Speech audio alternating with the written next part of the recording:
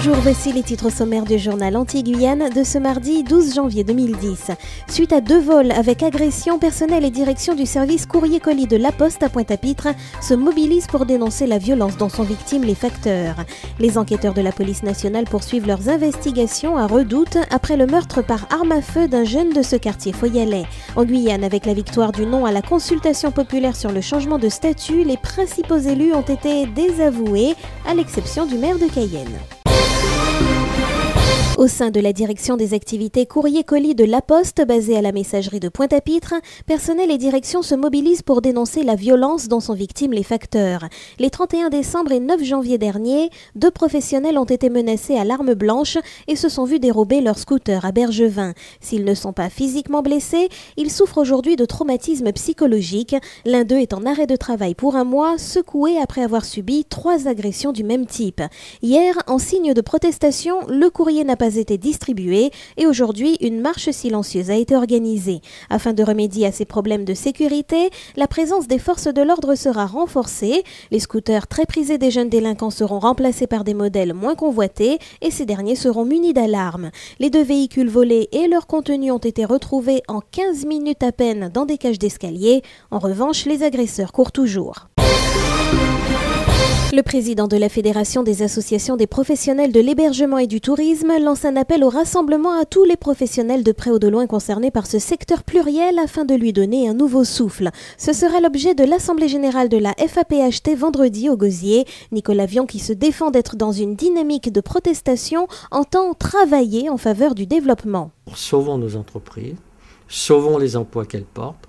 C'est même de l'intérêt de la France, elle paiera moins d'allocations de chômage, c'est de l'intérêt de la sécurité sociale qui aura plus de contributions sur les salaires, c'est de l'intérêt des politiques d'avoir des entreprises saines qui sont porteuses d'emplois, qui se développent, qui créent de la richesse.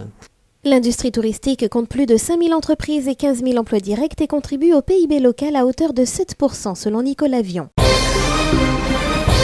Ce mardi encore, les enquêteurs de la police nationale devaient se rendre à Redoute, quartier de Fort-de-France, afin de poursuivre les investigations suite au meurtre d'un jeune du quartier. Le plus grand mystère plane en effet autour des circonstances de ce qui ressemble fort à un assassinat, puisque la victime a été tuée à l'aide d'une arme à feu. Alertés par un habitant, les secours n'ont pu que constater le décès du jeune homme en arrivant sur le parking de l'église de Redoute. C'est à cet endroit que les coups de feu auraient été tirés, mais par qui et pourquoi ? Voilà les questions auxquelles tentent de répondre les enquêteurs dans un contexte difficile où les témoignages sont rares. Comme c'est souvent le cas dans ce type d'affaires, personne n'a rien vu et bien sûr rien entendu. Alors l'enquête s'annonce longue, mais elle devrait avancer dans les prochaines heures avec l'éventuelle audition d'une personne suspectée par les policiers. C'est un congrès particulier qui se tient depuis lundi au Trois-Îlets en présence d'une centaine de chercheurs, dermatologues et autres pharmaciens. C'est le traitement de la mycose qui est au centre des discussions à l'heure où les spécialistes souhaitent développer les traitements pour éliminer radicalement ces champignons microscopiques qui peuvent s'attaquer à n'importe quelle partie du corps. Il faut dire que le climat humide et la chaleur de notre île favorisent le développement des mycoses chez des sujets plus sensibles que d'autres. À cet effet, un service spécialisé a même été mis en place au centre hospitalier Laménard et tous les acteurs des soins en matière de champignons regroupent leurs compétences pour traiter les cas les plus sévères. Nul n'étant à l'abri des mycoses, chacun est donc concerné par cette conférence qui s'étale sur 3 jours. Si les principaux élus de Guyane ont été désavoués par les électeurs qui ont majoritairement rejeté le changement de statut de la Guyane, un seul aura surnagé, Rodolphe Alexandre. Longtemps membre du Parti socialiste guyanais, avant d'en être évincé au début 2008, le maire de Cayenne aura pris la tête de la campagne contre le non.